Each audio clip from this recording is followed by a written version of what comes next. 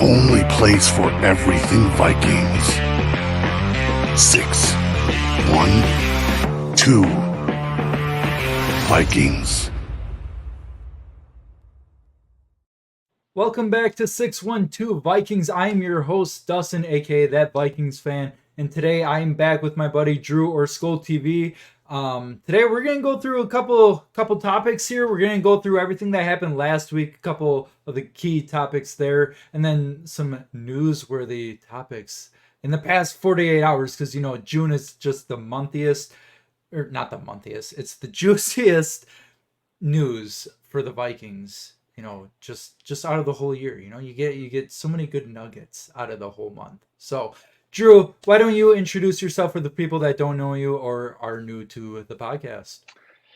Yeah, like Dustin said, I would say I'm a friend of the channel at this point from previous episodes. But yeah, I'm Drew, also known as School TV. You can find me on TikTok below. The handle's right below me. And you can also find me on Twitter at School TV as well. Awesome. Yeah, like I said, we are just gonna recap what everything that happened last week. Just kind of touch on everything, just to remind you guys, keep it fresh in your guys' brains, because a lot of good things happened last week as well. So first, we're gonna start off with the new Justin Jefferson deal. All right, he's got $140 million, for 4 years. Kind of rumblings of a fifth year, but it turned out to be a 4-year contract with $110 million guaranteed. So, Drew, what are your kind of thoughts on that deal? Do you like it? Do you hate it? Tell me all your little gripes and critiques about that contract. Well, I think the first thing that comes to mind is the trade rumors are finally subsided. Bengals fans Hey. are probably punching the air after seeing that because their pipe dream, which was never really a realistic one to say the least, of getting Mhm. the LSU boys in Cincinnati isn't going to happen. Didn't really make much Nope. sense to even make it happen regardless. So I don't know why they were saying that, but their dream's done. But now their two top receivers are looking for new contracts. One's holding out, one's kind of softly holding out in Jamar Chase. So maybe we start our own agenda with Jamar Chase to Minnesota, but How that would about be we fun. flip the Uno reverse card on the Bengals fans and say, how about Jamar Chase? You come on over to the Vikings. No more Jefferson to the Bengals. Jamar Chase, you can come on over, play with your buddy Justin Jefferson, play with a rookie scale contract in JJ McCarthy, and let's just win it all. How about that? Yeah, exactly. We have $100 million in cap space coming up soon in a couple of years right Hey. now. So I mean, as things Yep. stand in 2026, we have that. So Um, but to kind of return the point of the better football team in the Vikings, Yep. the JJ contract, I would say, was a very good one. People are, I'm sure there's somebody out there that has an issue because there's always that Vikings fan that always has to have an issue, but that they And didn't it's get it done true. last No, year. I'm just kidding. Yeah. uh, but yeah, so yeah, like some people may have been upset it didn't happen last year, but it's happening this year that, oh, that they cost them maybe a $2 million extra a month. Like, what's the big deal? Whoop de I don't doo. think, yeah, whoop-de-doo. I don't think it matters. Even with the void you're being added, that pretty much evened it out anyway. So, I Hmm. don't think, it's that big of a deal for that, maybe that small marginal Vikings fan out there, but yeah, I think a lot of people are excited that it's done. He's locked in for 4 years, 5 years if you count this year, with this last year, with the player option or the team option that got picked up. But yeah, he's going to be a Viking for the next 5 more seasons, which is something that you got to lock down your franchise guy, which is what they did, and paid him Yeah, very handsomely for it. yeah, for sure. And I think it's just a deal that gets done. And, I think Vikings fans were all expecting it to get done. Yeah, the trade rumors were either fun or annoying, depending on how you look at it. But it's just one of those contract extensions that you're just kind of a breath of fresh air. You finally get that done. You don't have to listen to those silly trade rumors anymore. It's just finally done. The highest paid non-quarterback in the league. So it's always nice to get that done, especially with a star player, face of the franchise right now. So yeah, kind of moving on to the next topic too. N'Keal Harry, he was also a former wide receiver, former first round pick of the Patriots. Hasn't had the career that he probably wanted, or any other teams that he's been on either. But the the newsworthy topic for that is he is switching to a different position. All right, he's gonna play center. No, just kidding. He's actually playing uh, tight end. So he's put on, I think, like 20 pounds this offseason. He started at 220. Now he's at like 240 ish, somewhere around there. And I've heard that it was Kevin O'Connell's idea, not N'Keal Harry. So that was kind of interesting to see. I've kind of known, I guess, this position change for a couple months now. Some of you guys know that I've done a couple episodes with Bikes Now, and one of the guests on there, he does his own kind of sideshow too. Is Jason Harmon, I believe his name is. I do know it's Jason. I can't remember what his last name is, but he said that he went to the same chiropractor, some sort of doctor as N'Keal Harry, and they were kind of over talking about a position change and all that. So I kind of knew about it for a couple months. We just didn't want to say anything because it wasn't official. So N'Keal Harry to tight end, that he's going to a crowded room as well with TJ Hawkinson when he comes back, Josh Oliver, Johnny Munt, Robert Tanyan's looking good in camp too. So what are you kind of thinking about the N'Keal Harry to tight end move? Um, I mean, we'll see how it works out. It just seems like a lot of these, I wouldn't say fail. I mean, he's pretty much a failed wide receiver at this point. Yeah, But, we've kind of seen this in the past with some other players. He just didn't have a glimpse like Kelvin Benjamin, but he's a notorious one that was known for moving from wide receiver to tight end. Jordan Matthews was another yeah. one that got moved from receiver to tight end. But I will say there is a positive with this too. Is it's not that it hasn't ever happened. I mean, we look at Logan Thomas. I mean, he had a few good seasons at tight end. Former quarterback moved over to tight end, and I believe there was one other guy. He went to Tim Buffalo. Tebow. No, yeah. Well, Tim Tebow would be another one, but yeah, Tyree Jackson. That's what it was. He was the Yep. Buffalo quarterback. Got moved over to tight end from Philly. So it's kind of a thing that we're starting to see more and more in the last decade or so. But let's see if he's on the right side of history. Maybe he's the guy that people point at and say, well, N'Keal Harry worked out. Why can't this guy work out? So it only takes one time. So we'll see what happens, and you know, all we got is we got preseason to find that out. So we'll see how he does. Yeah, I guess my question to you is, what are the chances that he actually makes the roster as a tight end? Because like I alluded to before, that tight end room is so it's not even top heavy. It's just a thick room. And with Johnny Munn being the best third down or third string tight end in the league, you got Josh Oliver, Hawkinson when he comes back, whenever that is. Is there room for someone like N'Keal Harry? Even to start off with the season, is he a practice squad guy? Does he get cut, after training camp, after preseason games? What does that kind of look like? I I will say I do think that there's a path for him to make the roster. I think for him to make the roster, I think Hawkinson would have to open up on the pup list for that to Hmm. happen. So basically, it opens up that roster spot, and then he would come back after the bye. But I think Josh Oliver would be for him to make the roster. Josh Oliver would, he'll have the job. I don't see him not making the roster, but um, Yep. Johnny Munt, maybe. I think that's kind of who he's trying to go after. I think that's the spot to take if he does want to retain that roster spot. And then Robert Tonyan, I think it sounds like he might be the tight end too for the foreseeable future for the next couple of weeks to start the season. But I think for him, I don't think it's I don't think it's unlikely that I think it's unlikely he'll make it.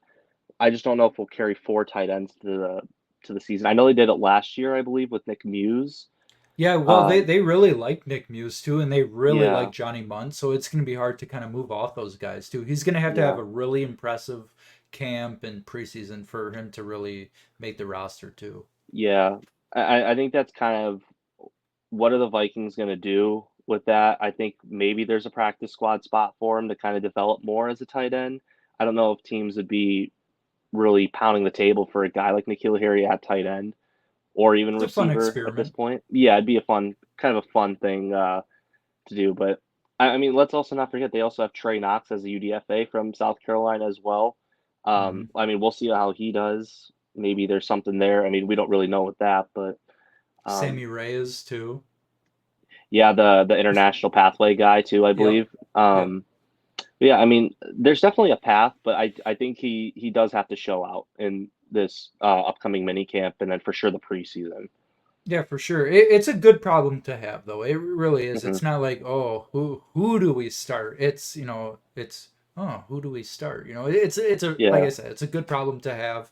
With Hawkinson out, it kind of I don't know if it complicates things any more than it should Hmm. because when Hawkinson comes back, I think that's when it complicates things because, Hmm.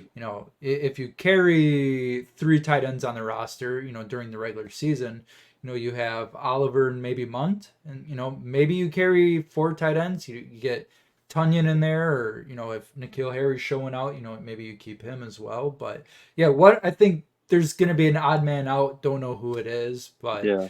I think Nick Muse has kind of hung around the regular season roster and practice squad as well throughout Yeah. the regular season. So So I will say this. I think it is going to be interesting when Hawkinson comes back because if the Tanyan hype is real and it translates to the regular season, let's say Johnny Munt's kind of doing his thing. I mean, are they going to carry four tight ends for the season? I mean, that's something that you kind of have to think about too. When Hawk does come back eventually at some point well, mid-season. I've heard too that the Vikings are planning on using more tight ends too Hmm. in their offense. So maybe they only keep 4 or 5 receivers on the Hmm.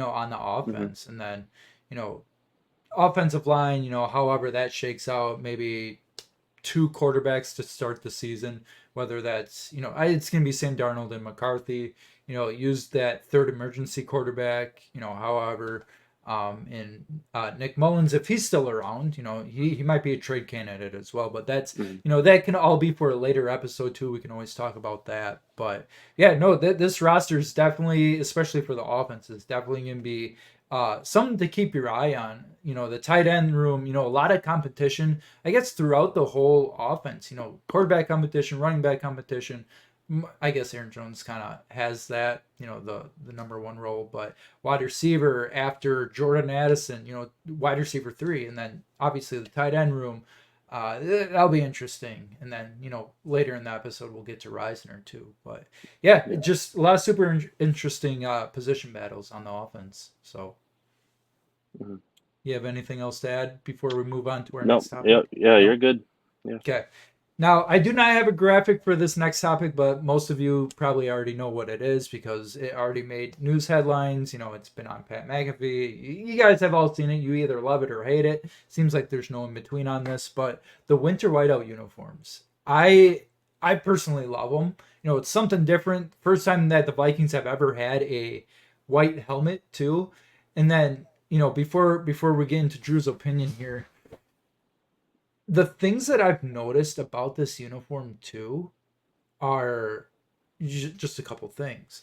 The numbers, obviously, the first number doesn't have the serif to it like the regular home uniforms or away uniforms. They're both like that second number style font, which makes me think if the Vikings were to redesign their jerseys, or revamp them, whatever you want to say, I think that they might take away those serifs in their new jerseys. And the second thing too is the word Vikings on the collar. It's just the normal print. It's not their font or anything. It's just regular Vikings. So that makes me also Hmm. think, they might implement that into possibly new jerseys. I'm not saying that they're gonna have new jerseys or revamped jerseys, but it kind of makes you think, oh, why wouldn't you have a serif on the first number in a jersey like your regular home uniforms? But that's neither here or there. It's just kind of observation I had. But we'll get into Drew's opinions here. What do you think of the winter whiteout uniforms? To be honest, when I first saw them, my first picture that I saw was with Justin Jefferson wearing them, and for me, I was like, I don't know if I like these, to be honest. And then, I kind of sat and saw some other players wearing it. And my conclusion to the jersey was this. I feel like it would look good on, I've said it for a while, like the Rydell Speedflex helmet. Oh, Like royal the sweep flags. yeah, Yep. yeah, yeah. The ones like so if you don't know what that is, that's Has the a circle yep, and it's then that little hexagon on the goes forehead. down. Yep. Yeah, so Aaron Jones will wear that. JJ McCarthy will be wearing it this upcoming season. I believe Brandon Powell also wears it. TJ Hawkinson, I think, wears it too. Powell, side note, Powell I think might go to the F7. Shot F7. Okay, Yeah, okay, yeah. But yeah. Hawkinson So definitely wears it. Yep. yeah, so but he wore it in 2023. So um, Yes. Yep. yeah, so like I think that's where the helmet really shines as like that standard helmet that most players are kind of wearing right now. Um, Hmm. I thought this was an interesting touch, which was that purple like tinted visor. I don't know if that's something they'll carry into the regular season or if that's just kind of like a pre-game hype kind of thing. But if they wore like that purple tint, I feel like that would be really cool. Um, Hmm. but for me, I'd probably give it like a B plus. Like I think there's Okay. some things like maybe some minor tweaks. Maybe I'm just my standards are just really high, but I B plus. There's some things I would probably change a little bit. First, I was questioning why there wasn't any yellow. They explained that, and then it made more sense. So I was okay without the yellow. Um, Hmm. I think the big one that like kind of stood out to me was that like Vikings on the chest. I feel like Hmm. had they gone back to like that secondary logo with the white, I feel like that would have been fine. I feel like because they had that like Nordic pattern on the neck on the collar there. Yes. Yep. So I feel like it really would have brought that out. I think that's like the only one of the only things. And then and maybe like a purple on the chest, maybe if they were gonna stick with that font, because on the helmet where it says Vikings, that's purple. I don't know. I'm big on like matching. I don't know if it's just like the Yeah. ADHD kicking in or not, but I don't know. I Yeah. just see like that was one of the first things I noticed. But like I said, I like them. I'd say B plus. I probably will get the jersey and we'll see what they look like. Hopefully they're beating. It sounds like they're going to wear them against the Bears on Monday Night Yeah. Football. So, Yep. um, That's the you know, plan. we'll be excited to go 1-0 with those. So, For sure, for sure. Yeah, another thing I liked too was the stripe down the helmet too. I think that was a mhm, very nice touch. I think they were explaining that it was like, a old Viking helmet, just the metal or whatever. So I thought that was mhm. kind of cool, kind of interesting. So yeah, Yeah, all in all, I'm a big fan of them. I think Aaron Jones really makes them look good too. Can't wait to see JJ McCarthy actually in them. I know we saw a mock up of it, but yeah, I can't wait. I can't wait to see the yeah, whole team kind of go around that and just see what they look like in game. So yeah, I think that completes it for the first half of this. The recap of last week. So we'll get into the last 48 hours or 50 60 some hours, 3 days. So JJ McCarthy. There was steam. Let's see. Yesterday, by the time you guys see this, that there might be a potential holdout, and just for context, let me read it here. There's grumblings that the Vikings quarterback JJ McCarthy plans to hold out of training camp unless he gets 100% of his signing bonus up front. The Vikings have never done this before. So, to me that doesn't seem right, I guess. Like, I don't know why he would do that. Now, the Vikings have yet to sign McCarthy and Dallas Turner, two of their rookie contracts yet. And they always wait till, like, I want to say mid to end of June, something like that. They always wait a little longer. Sometimes it kind of rolls into like July, August. I don't know if mhm. it goes to August, but definitely first week of July. But yeah, it's coming from a source that not everybody necessarily agrees with. So just kind of seeing what you think about this, Drew. Do you think that this could potentially be true? Is this not true at all? Where there's smoke, there's fire. What's your opinion on this? I'm gonna say with this guy, he was very much right on the Amon-Ra St. Brown contract. He had that years to the dollars to the guarantees to a T essentially. Uh, but there was also that same guy also said the Vikings were trading up for Drake May on draft night. So, uh, you know, like Dustin was saying, he's kind of he's a hit or miss guy. I wouldn't put my stock in this. I think this is going to be more miss than hit. Um, if this was true, McCarthy wouldn't be in OTAs. he would be holding out because they're voluntary essentially. I mean, they're not required um, practices essentially. Uh, Hmm. and I wouldn't put too much stock in this. And also too, the thing that would kind of make less sense to me too is if you're getting the signing bonus up front.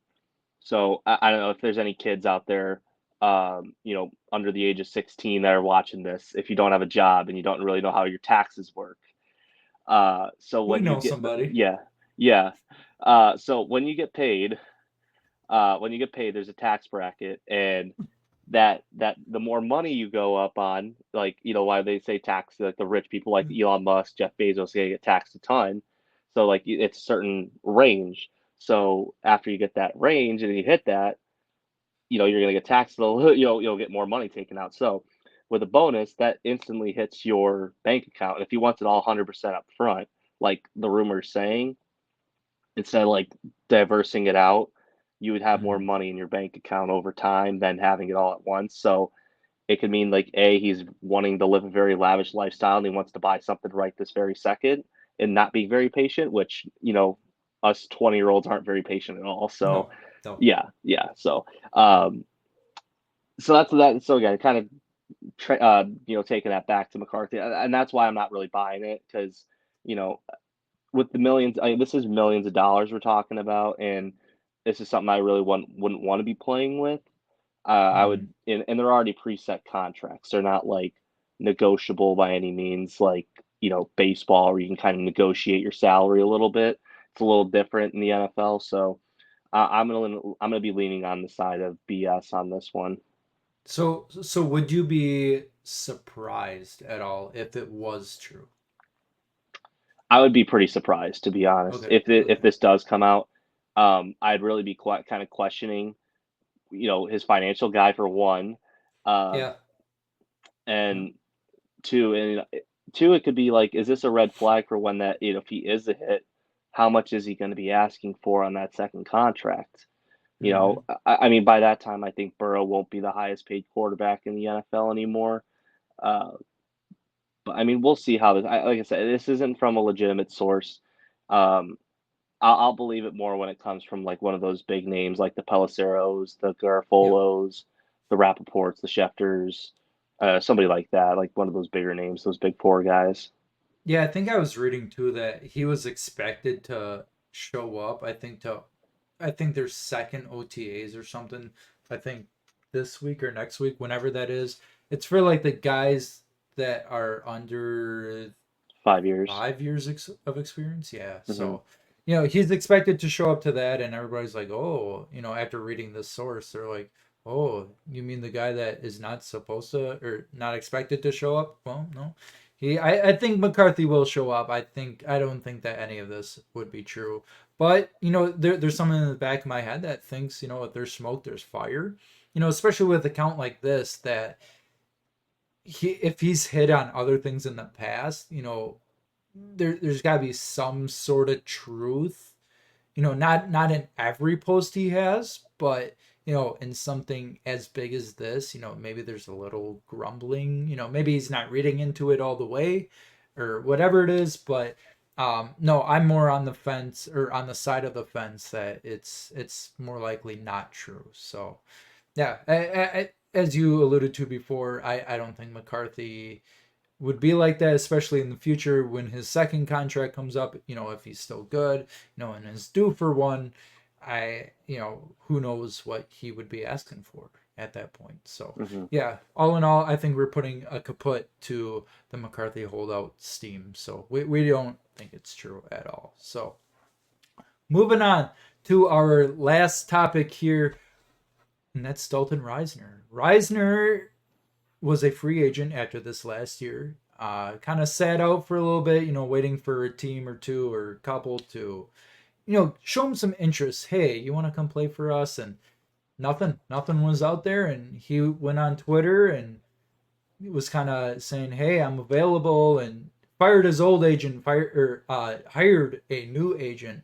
I think Drew Rosenhaus, I think his Hmm. name is. So Yep. one that I think Jefferson's agent is, a couple other people too. I could be wrong, but a very good agent for Reisner to Mhm. have. So all in all, ends up back with the Vikings on a very cheap 1 year deal. And it's creating a competition at both guard spots. We got one at left guard with Blake Brandel and one with Ed Ingram. And this is all per Kevin O'Connell. So we're gonna have training camp battles again at the guard spots. Now, me personally, I would like to see Dalton Reisner be your week 1 starter over Brandel. Now, that's no diss to Blake Brandel, but I think it would just create more problems if Brandel was the starter over Reisner. And I'll get into that later, but as of right now, I think that it would just create problems down the road if he were to get hurt or some along those lines. But yeah, both guard spots. What's your takes on the Reisner guard competition? I would say with the O'Connell news, what really kind of struck me was that it was going to both guard spots, like you were saying Yeah. earlier. And if it were me and I'm the coach, I would seriously start to question Ed Ingram's security more than anything. And with Blake Brandel having so much experience, basically playing on every spot of the O line except for center, essentially, um, I think it'd be Mhm. more interesting to put him at right guard to replace Ed Ingram and have him be the backup because listen, this is what he just finished year 2, I believe, as a starter. Um, you know, there is some growth from his rookie year to now. Like there, you could tell there was Yeah. some, but it wasn't like No more stepping monumental. on quarterbacks' feet or anything like that. I'm glad we're Yeah, like past that. yeah, like it's not like a such a monumental growth where it's like, yeah, this guy's gonna be a stud or this guy's gonna be great. I mean, we'll see. I try not to give up on players within their first 3 years. That's just like my personal rule because we've seen so many guys just kind of start slow and then they pick it up later on. Like Josh Allen's probably the most notorious one. Tua's another one. He kind of Mhm. started off not that he stunk, but like it's not what he was producing now. So um, I think it'd be interesting. I think, I also found it interesting that he only signed for like pretty much the vet minimum, it felt like. Um, and Blake Brandel getting paid all that money. So, I mean, we'll see. Like I said, I would like Dalton Reisner to start. I think, especially with McCarthy, if McCarthy's starting, I feel like you kind of have to start Reisner because he's probably the best. Well, no, he's not probably. He is the best pass pro guy out of those Mhm. three. Um, so, I mean, we'll see how this goes and, see who is the odd man out to be on the bench this upcoming season. Yeah, I put something on Twitter. I think it was like last week or 2 weeks ago after we re-signed him that, could he be a possible, you know, release candidate after training camp and preseason or whatnot? And everybody just kind of took that as, taking it the wrong way. And I personally don't think that it would happen, but or should happen or anything like that. But just kind of thinking outside the box or just thinking out loud that could he be a release candidate if Blake Brandel has a really good offseason, with the first team, uh, with the first teamers, and Ed Ingram looks good. There's no spot for Reisner, and people were saying he'd be a really good backup then, which yeah, that'd be the case, but I think he wants to start. He wants to play. That was the whole thing. And Brandel, I think what I was alluding to before was if Brandel was the starter, and Reisner was the backup. Let's say Brandel gets hurt. Okay, you're plugging in um, Reisner to be your left guard then, and then then you're set. But if let's say Darisaw goes down, you're moving Brandel to the left tackle, possibly depending on how Walter Rouse plays in the offseason, training camp and all this. This is all hypothetical that, it's a lot of what I'm trying to say is there's a lot of shifting of the offensive line if Brandel's starting versus Reisner, just because of how versatile Brandel is. He can play Hmm. left tackle, left guard, right tackle, everything but center. And I don't know. To me, it just creates a little bit more of a problem than Reisner starting. So that's kind of my spiel on that. I'll just kind of keep it at that because I know I can get very talky and teethy with all that. So I'll just kind of keep it at that, and I don't know. We'll kind of go from there. So Yeah.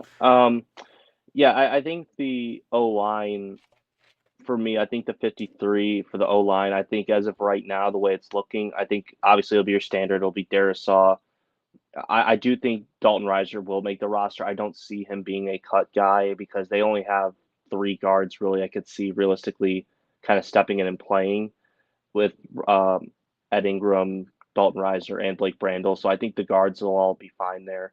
And then you have Garrett Bradbury, Michael Jurgens, their seventh round pick out of Wake Forest. yep. And then, we already mentioned that guard spot. And then right tackle, I think Walter Rouse is that guy who could play both. So he played left tackle, he could play right tackle. So I think he's kind of your new Rashad Hill, essentially. He can do both, and he's on that cheap deal, Yep. or the new Blake Brandel, basically on a rookie deal. So I do think that for me, I personally see them carrying 8 O linemen. I think that's what they carried last year as well, and the year before that. So I think Kevin O'Connell's a guy that carries 8 O linemen, for the most part. Um, I could even I, see 6. No, no, not they 6. won't carry 7. 6. 7. Sorry. I don't know if they'll carry 7. That'd be kind of a risk just because the fact that if you O linemen, I feel like not that they get hurt a lot or they're injury prone, but I feel like when Just there in is an case. injury, yeah, I mean, if there is an injury, I feel like a lot of it comes in the D line because it is such a scrum down there. Guys' ankles get caught or rolled on a pancake, or I mean, there's so many. Like I said, there's so many ways to get hurt in football, Yeah. especially at the O line. Um, but yeah, I think that they're looking at more 8 more than anything for this Yeah. upcoming season to start off, to say the least. To start out, to say the least. Mm-hmm. Yeah, and to what I was saying before, there's no shots at Brandel. I think he's a great, fill-in guy. I don't necessarily know if he's a starter. I would love for me to be proven wrong. I would love to see him start and play really, really well. But he's just one of those guys that plays really well when he's needed at, a left tackle, from a left tackle injury, left guard injury, whatever injury on the offensive line. I think he fills in pretty well.